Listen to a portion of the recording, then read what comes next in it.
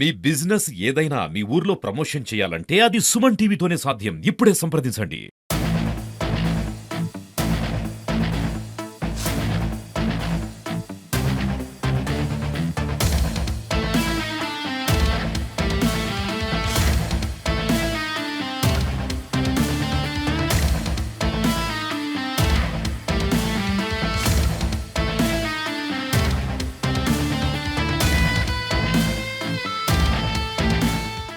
అందరికీ జై శ్రీరామ్.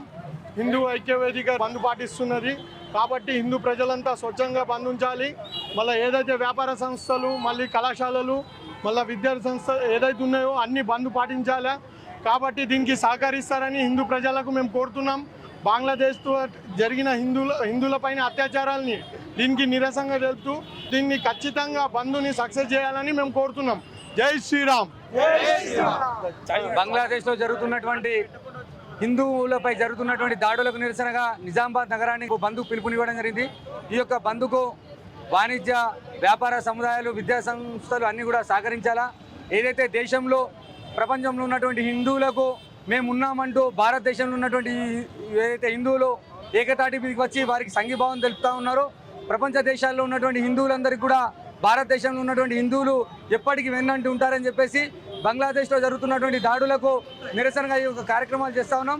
బంగ్లాదేశ్లో ఉన్నటువంటి హిందువులకు వెంటనే రక్షణ కల్పించాలా, దేవాలయాలకు రక్షణ కల్పించాలా, లేకపోతే ఆ యొక్క ప్రతిదాడి ఖచ్చితంగా బంగ్లాదేశ్ పైన ఉంటుందని చెప్పేసి తెలియజేస్తా ఉన్నాం. మనం ఏ మతానికి వ్యతిరేకం కాదు. మంచి వాళ్ళకి ఎప్పుడు హిందూ సనాతన ధర్మం సపోర్ట్గానే ఉంటుంది. మన మంచితనాన్ని చేతగానితనంగా తీసుకోవద్దు.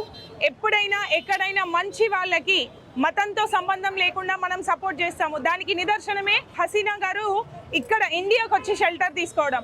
అందుకని మనం ఏ ఒక్క మతాన్ని ఇక్కడ కించపరచట్లేదు, కానీ ఎవరైతే మతం ముసుగులో ఉండి ఈ హింసకి కారణం అవుతున్నారో వాళ్ళని మాత్రమే క్వశ్చన్ చేస్తున్నారు. ఎవరైనా అంతే, ఒకరు క్వశ్చన్ చేస్తున్నారు అంటే దాని వెనకాల ఉన్న ప్రధానమైన వ్యక్తిని మాత్రమే టార్గెట్ చేస్తున్నారు. ఇక్కడ వ్యవస్థని కాదు, మతాన్ని కాదు.